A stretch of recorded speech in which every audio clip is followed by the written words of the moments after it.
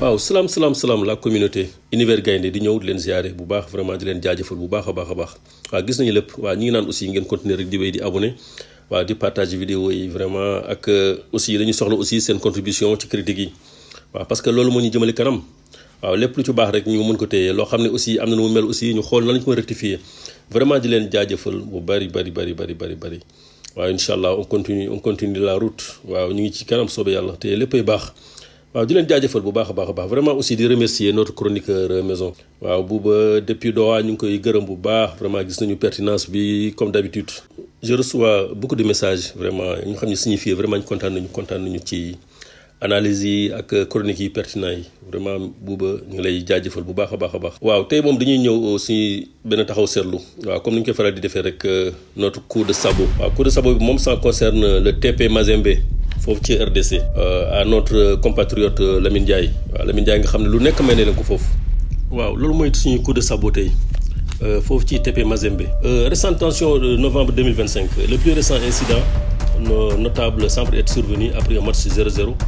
concédé en championnat. Prolongeant une mauvaise série pour le club, une partie du public a directement ciblé l'entraîneur, l'obligeant à quitter le stade sous escorte en raison de la montée de la tension. Ben tombe bi insatisfaction chronique. Les sportifs TP Mazembe, habitués aux victoires et aux succès continentaux, manifestent rapidement leur mécontentement. Lorsque l'équipe connaît des contre-performances, surtout lors des playoffs ou des échecs en Ligue des Champions de la CAF. Ces périodes de crise sportive se traduisent souvent par des critiques acerbes à l'encontre du coach.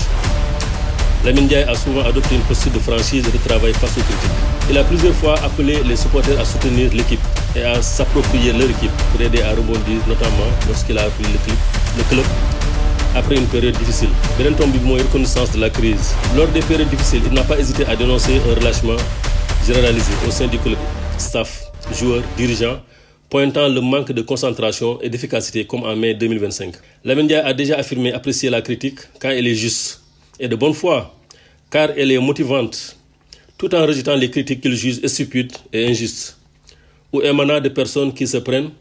pour des experts. Les tensions sont presque toujours liées à des résultats qui ne correspondent pas aux attentes très élevées du public du Mazembe. Les récents nuls ou les défaites, même en début de saison, fragilisent la position de l'entraîneur et augmentent la pression populaire. L'élimination en club Ligue des Champions de la CAF est un point de friction majeur compte tenu de l'ambition continentale historique du club. En résumé, les démêlés entre Lamine Ndiaye et les supporters TP Mazembe sont une dynamique récurrente, typique des grands clubs où les attentes sont maximales. Les périodes de mauvais résultats se traduisent immédiatement par une pression et des critiques qui peuvent conduire à des scènes de tension à la sortie du stade. Waaw, chère communauté. waaw dañu ñëw ci marché bi waaw comme jot nañu expliqué ci nasaraan tuuti ñu ñëw ci wolof quoi waaw TP Mazembe dafa daje ak benn club bu ñu naan l'AS New Soccer waaw ñu football nag ñu match nul waaw ñoom nag seen début championnat bi vraiment demeewul nu mu demee waaw mais nag vraiment c'était pas une raison supporters yi ils l'ont pris en fruit vraiment sonal ko di ko yuuxu finalement sax nit ñi demoon nañu ba tiit waaw service d'ordre bi sax ils étaient tellement débordés policiers yi débordés waaw mujj gi daal plus de peur que de mal waaw dañ ko escorté yóbbu ko bon jotuñu ko gaañ quand même waaw foofu moom dañ ci sant yàlla mais nag vraiment daal pour man loolu rafetul quoi franchement parce que Lamine Ndiaye léegi bu ñu ci nekk TP Mazembe tey soo gisee tey moo am yenn oraay bi tey ak àdduna bi fépp fu mu dem nit ñi di wax TP Mazembe Lamine Ndiaye dëgg la katum bi même c'est un magnat machallah waaw nit ku mag la foofu waaw mais Lamine Ndiaye aussi moom it kenn demul mu des parce que loolu yëpp Lamine Ndiaye sous sa magistère aussi lañ ko amee waaw ci Lamine Ndiaye bu muy entraîner équipe bi ci la ñu amee titre yooyu yëpp waaw parce que Lamine Ndiaye moom jot na leen jox suñu xool suñu palmarès bi waaw jox na leen vainqueur Ligue des Champions c'était en 2010 waaw léegi mu jox leen super coupe de la CAF en 2011 ba léegi TP Mazembe waaw ñoo jox aussi vainqueur championnat gagné na fa 4 championnats RDC en 2010 2011 2012 ak 2024 boobu mu finaliste coupe du monde des clubs en 2010 yéen a koy fàttaliku waaw seen coupe du monde en 2010 sama juumul c'était contre le Real Madrid je pense bien waaw mi ngi noonu léegi daal nañ jàpp ni Lamine Ndiaye vraiment ne mérite pas ça waaw Lamine Ndiaye moom quoi qu'on dise moom c'est un monument foofu waaw waruñu dem aussi supporters yi di mer ba di ko yuuxu waaw di ko yuuxu moo tax tey ma ne xaar ma jagleel coup de sabot bi plutôt TP Mazembe. palmarès Lamine Ndiaye rek moom suñ koy wax duñu jeexal waaw parce que Lamine Ndiaye moom lu ci mënti nekk bu mu fa jógee aussi dem na Cameroun Coton Sport de Garoua jël na fa 5 championnats en 2001 en 2003 2004 2005 2006. léegi dem na aussi Oroya bu Conakry jël fa 3 championnats en 2020 2021 ak 2022. waaw léegi jot na aussi entraîné FC Mulhouse en France. jot na aussi entraîné Mas de Fès. waaw jot na aussi entraîné Al Hilal ak AC Léopard. waaw Sénégal aussi jot na fi am palmarès quoi parce que ñëpp xam nañ ne moom it jamonoy Sénéfia. waaw man boobu jamono jooju mi ngi doon football professionnel à Mulhouse quoi boobu la doon ñëw fii équipe nationale. waaw jamono jooju moom Sénégal droit bu ñu amoon ci Sénéfia rek mooy trois expatriés la ñu amoon jot temps jamono jooju. waaw mooy année 80 yi quoi plutôt. waaw comme plutôt professionnel. waaw mais nag en tant que entraîneur moom. waaw jot na fi jël intérim bu Kasper Zak yéen a koy fàttaliku. mooy Kasper Zak bu mu abandonné équipe Sénégal bi foofu sa Accra. waaw moom moo jël intérim bi plutôt moom moo jël intérim bi. waaw jot na fi mais nag taxul yàgg équipe nationale bu bari quoi. waaw nuñ ci mën a wax rek TP Mazembe moom vraiment lu ñu liggéey li baaxul quoi loolu moom vraiment. waaw vraiment coup de sabot bi ñoom ñoo ko mérité. waaw parce que équipe koo xam ne yow vraiment bi nga sosoo ba léegi lépp loo am lu baax moom moo la ko jox. tey war ñu jël aussi ay supporters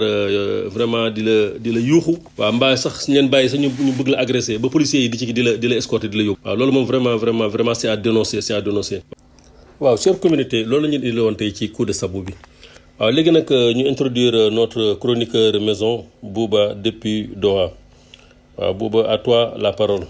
Salut chers internautes d'Univers Gaindé nuyuwaat nañ leen bu baax di ñëwaat ak yéen ci beneen chronique defal leen benn round-up d'actualité par rapport aux événements sportifs yi amoon ci week-end bi comme ni ngeen ko xamee amoon na ay matchs amicaux ak match qualification zone Europe Coupe du Monde 2026 ak la Coupe du Monde U17 qui se passe actuellement au Qatar mu doonoon 16e de finale yi comme ni ngeen ko xamee Sénégal perdre face à l'Ouganda 1-0 et que aussi nous tous on a suivi le match de l'équipe A contre le Brésil bi amoon fële sa Emirates Stadium à Londres bi nga xam ne le Brésil a battu le Sénégal 2-0 mu nekkoon match bu intéressant xam naa dinañ si ñëwaat après dugg si quelques détails technique par rapport ak match bi démb nu mu déroulé wu et aussi comme niñ ko defee démb ñëw nañ ci def ci benn débrief wax leen suñu point de vue par rapport ak après match donc quelques résultats yu leen di jox rek Kazakhstan bi doon joué ak Belgique def 1 but partout la Turquie qui bat la Bulgarie 2-0 l'Espagne qui bat la Géorgie 4-0 Suisse qui bat la Suède 4-1 la France qui bat l'Azerbaïdjan 3-1 Norvège bi gagné Italie tey 4-1 doublé de Haaland nañu aussi Portugal 9-1 la ñu dóor Arménie triplé de Neves ak Bruno Fernandes donc Irlande mi dóor 3-2 la Hongrie comme ni ngeen ko xamee match amicaux yi démb Sénégal donc Brésil moo ko dóor 2-0 la Russie qui bat le Chili 2-0 Chili moo dóor Russie 2-0 Afrique du Sud dóor Zambie 3-1 la Libye de Aliou Cissé qui bat la Mauritanie 1-0 donc Aliou Cissé aussi nekk ci benn continuité par rapport ak match mi il fait de très bons matchs donc on lui souhaite tout le bonheur et puis mu am réussite bu baax par rapport ak équipe libyenne bu mu yor la Guinée aussi qui bat le Libéria 2-0 donc comme ni ngeen ko xamee RDC aussi tey doon na jouer final match barrage bi nga xam ne zone Afrique bi donc bi ko may qualification bi nga xam ne mu war a dem jouer tournoi intercontinental bi donc après bu ñu defee 1 but partout ñu dem série tir au but RDC gagné 4-3 devant le Nigeria donc mu nekkoon match bu neex nag très disputé et puis qu'on a vu un très bon RDC ils sont vraiment bien tactiquement et puis ñu montrer benn visage par rapport ak bu ñu jógee ci match Sénégal bi ñu perdre on voit benn RDC bi nga xam ne vraiment ils en voulaient bëgg dem eggali seen aventure ci jéem a jël qualification benn place bi leen war a yóbbu Coupe du Monde 2026 donc dinañ ko topp xool incha allah yan résultat la ñuy am en fin de compte donc léegi par rapport ak U17 yi la Coupe du Monde comme ni ma ko waxee Sénégal éliminé nañ ko en 16e de finale donc je pense que si même continuité bi la ñu nekk saa yu ñu demee suñu bi mooy suñu troisième participation ñu toog si même stage bi donc muy huitième de finale donc vu que format bi année bi dañu yokk équipe bi à 48 moo tax mu amoon 16e de finale donc suñu deux premières participations on nous a éliminés en huitième de finale donc je pense que la suite par rapport ak Ouganda Burkina bi nga xam ne ñoo war a jouer en huitième de finale Maroc Mali donc mu am benn choc aussi Brésil France ak le derby asiatique nord Corée du Nord ak Japon mu nar a nekk ay match yu neex yi nga xam ne war nañ ko séntu ci huitième de finale yi fële ca Qatar Doha Aspire fi match yi di amee donc chers internautes tey dinañ ñëwaat ci match Sénégal Brésil bi amoon démb comme ni ngeen ko gisee démb ñun ñëpp on a constaté que équipe bi sur le plan logistique avant match il y avait quelques couacs parce que conférence de presse bi Pape Thiaw def il a soulevé des points là-bas par rapport ak les organisateurs ak aussi le match comment ça s'est déroulé ak l'avant-match déjà ils étaient en retard ñëw 40 minutes avant le match mu nekk aussi loo xam ne ñun ñoo ngi xaar aussi la fédération lan la ciy communiquer parce que je pense que Pape Thiaw il est juste un entraîneur et puis il doit gérer juste les joueurs et son groupe moom la logistique pour se déplacer jóge hôtel dem ci terrain bi je pense que c'est les managers les dirigeants qui doivent gérer ça c'est la logistique qui tourne autour de l'équipe comme ni ngeen ko xamee yi ñëpp c'est le monde professionnel c'est comme ça que ça fonctionne ñoom ñoo ngi regroupement depuis dimanche passé à Londres lundi ils étaient là-bas donc je pense que loolu waroon nañ ko mën a régler pour xool la distance entre l'hôtel et le stadium ñaata temps la même bu dee dafay am embouteillage à Londres et tout donc loolu yëpp waroon nañ ko mën a calculer teel a quitter parce que normalement équipe nationale ils se réveillent le matin ils ont match à l'après-midi xam nañ ban heure la ñu war a yeewu le petit déjeuner la balade c'est à quelle heure après ñu ñëwaat ci hôtel bi préparé wu vu que dañu war a jóge hôtel dem aéroport donc je pense que dafa war a am benn timing bu exact boo xam ne si la ñuy tourner di ci fonctionner parce que tey ku nar a jël say bagages yëpp vu que tu retournes pas à l'hôtel après le match war nañu mën a gérer ba nga xam ne temps bi dañ koy gérer ak ñu nekk autour ba nga xam ne dinañ teel a egg stade préparé wu ñëw ci terrain parce que démb échauffement bi ñi doon seetaan match bi yëpp ils se sont demandé pourquoi les Brésiliens ñooñu jiitu ci terrain bi def benn presque échauffement de 20 minutes après équipe Sénégal ñëw vite fait ñu def benn échauffement donc dugaat ci vestiaire yi donc voilà donc moo tax démb après conférence de presse bi nous tous on a analysé que ne pourquoi suñu entame de match bi démb catastrophique parce que on s'est pas bien échauffé te ñun ñëpp xam nañ ne un sportif à l'échauffement premier souffle bi fa lay génne donc quand tu viens soo ñëwee dugg ci match bi nga dem jëli sa deuxième souffle yaa ngi ci match bi donc démb ni ñu duggee ci match bi dafa am lu bari lu mu wone mooy que suñu échauffement ak mentalement ni ñu ñëwee terrain donc c'était très compliqué psychologiquement mentalement on n'était pas bien et puis ñu ñëw vric-vrac jéem a solu changé wu ñëw ci terrain bi pelouse bi def benn échauffement duggaat ci vestiaire yi préparé wu pour génn demaat ñëw ci tunnel bi dugg match bi démarrer c'était un peu compliqué mais nag je pense que pour benn équipe nationale sénégalaise boo xam ne standing bu mu toll nii waruñu am problème yooyu et je pense que dirigeants yi dinañu xool analyser loolu et puis ñu ngi leen si xaar aussi ci benn communication boo xam ne ñu mën ci am ay informations par rapport ak réellement qu'est-ce qui s'est passé parce que on doit savoir qu'est-ce qui s'est passé vraiment parce que c'était trop compliqué et puis démb partout poste yi lire nañ ko comme ni ngeen ko defee yéen ñëpp il y avait beaucoup de discussions ku nekk di wax donc mu ngi noonu léegi man côté bi may ñëwaat ci match bi rek par rapport ak Sénégal Brésil je me dis que démb Sénégal dafa wane benn visage boo xam ne et puis match bi je pense que y aura beaucoup d'équipes yoo xam ne nañ ko seetaan surtout ñi ñu war a dajal après à la CAN parce que démb la wane nañ benn faiblesse boo xam ne sur le pressing haut et puis c'était trop compliqué même pour Edouard Mendy déjà ballon pied bi il avait du mal à dégager def ay relance Koulibaly Moussa Niakhaté c'était compliqué confusion bi donc Jacob il s'est bien débrouillé démb mu ngi doon défendre mais aussi moom peut-être que démb li ñu ko dugal lu tax ñu dugal ko dafa am lu ñu ko santoon et puis donc Jacob effort yu mu def yëpp parce que aussi il y avait un très bon Stevao bu nekkoon foofu nga xam ne moom match bi presque il a eu benn moyenne de 8,2 Antoine Mendy aussi, Rodrigo moo nekkoon ci côté am donc Rodrigo il a fait un très bon match 7,1 note la am. Au milieu aussi ñu amoon un très bon Guimarães Casemiro avec l'expérience de Casemiro donc notre milieu côté Sénégal dañu statikoon bal bi on n'arrivait pas à poser le jeu jouer comme niñ ko bëggee parce que y avait la pression au milieu de terrain. Donc, et puis le pressing au Brésil indi, c'est à l'italienne avec Carlo Ancelotti. Les Italiens, ils sont très forts sur ce domaine. Et puis, Brésiliens, leurs excentrés, très techniquement, ils étaient bien. Pareil, en point de vitesse, il y avait Vinicius devant Cunha. Donc, c'était compliqué pour le Sénégal hier. Et puis, nous avons am jangat par rapport au schéma tactique, bien que Pape Thiaw demb. Bi mu gisee Brésil def pressing boobu pour man waruñu ñu woon tey 30 minutes parce que ñun ni ñu démarré match bi 1 minute 2 3 ba 5 minutes on était en train de poser quelque chose mais après dañ ko bàyyi dem dellu reculer donc Brésil bi mu gisee loolu ils se sont dit que attends maintenant on attaque et puis on fait la pression sur eux parce que bu ñu defee pression si yow doo mën a génnee bal bi tu as du mal à faire 2 passes 3 milieu terrain bi aussi bataille bi foofu on a perdu beaucoup de ballons. Gana Gueye day passé espace bi du xam sax ku muy passe parce que déjà brésilien bu ñuy ñëw sa kaw à 3 la ñuy ñëw def benn défense boo xam day mel ni triangle dañ lay tëj quoi donc bu ñu la tëjee doo am foo passe da ngay sànni bal bi rek ñoom ñu récupérer ko dem ci kanam donc ak seen excentré point de vitesse bi donc on a souffert hier et puis ñu gis suñu axe bi aussi très perturbé Kalidou Koulibaly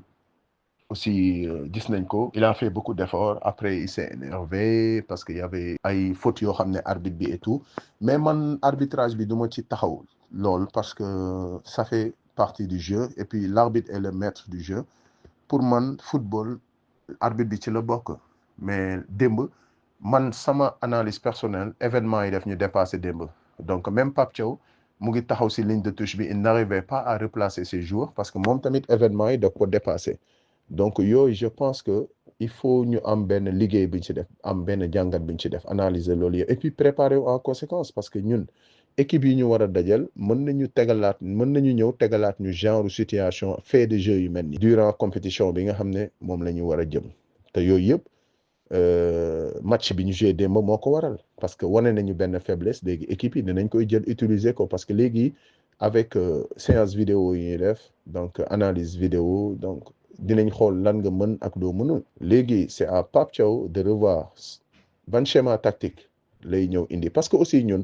je pense que équipe Sénégal toll na foo xam ne buy jouer ak yow dafa war a ñëw indi lu mu mën fa mu mënee rek la war a ñëw jouer li mu mën la war a ñëw tegal la ko imposer ko quoi léegi nag après jeu bi mooy def différence bi mais jouer avec un faux neuf moom je pense que Pape Thiaw waru ko répété waat parce que démb on a souffert parce que gis nañ bi Nicolas Jackson ñëwee en deuxième mi-temps presque ba fin de match ñu ñoo yoroon position bi on a essayé de poser quelque chose donc ça se voit que ne ni ñu terminé match bi peut-être que noonu lañ ko waroon commencer man jàngat boobu laa ci am léegi chers internautes xam na de toute façon équipe bi def nañ seen galop d'entraînement egg nañu fële Turquie donc d'ici suñu prochaine vidéo dinañ ñëw def ci benn chronique wax ci par rapport ak 11 de départ probable bi nga xam ne moo war a jouer contre Kenya et puis lan la ñuy xaar ci équipe bi parce que aussi ñëpp xam nañ ne après défaite il faut ñu am benn victoire au moins joueurs yi ñibbiwaat seen club ak benn moral boo xam ne au moins dinañ xam ne dañuy delluwaat la suñu club yi liggéey pour préparer la CAN mën na am ñu amaan benn match amical on sait jamais donc loolu dinañ si communiquer ultérieurement suñ si amee ay information si suñu chaîne YouTube Univers Gaindé donc chers internautes tey lii lañ leen indiloon xam naa dinañ ñëwaat ak yéen ci yeneen chronique indil leen yeneen actualité par rapport à l'équipe nationale ak aussi match bi nga xam ne tey barrage yi doon nañ ko jouer RDC mi war a dem jouer intercontinental bi ñu war a xam kañ lay dajal dinañ si ñëwaat yooyu yëpp indi leen information yooyu yëpp ak aussi démb gis nañu Pape Matar Sarr il est sorti dafa blessé donc suñ ci amee information par rapport ak blessure am ak situation bi fan la toll dinañ leen ko indilaat fii incha allah et que bu leen fàtte di aimer abonner ngeen like vidéo yi partager et puis la communauté vraiment topp bi ngeen ñuy topp ñu ngi leen si jaajëfal bu baax et puis mun ngeen di bàyyi seeni commentaire par rapport ak contribution dinañ ko lire après suñ leen waree tontu aussi dinañ leen tontu incha allah. Univers Gaindé ca kaw ca kanam.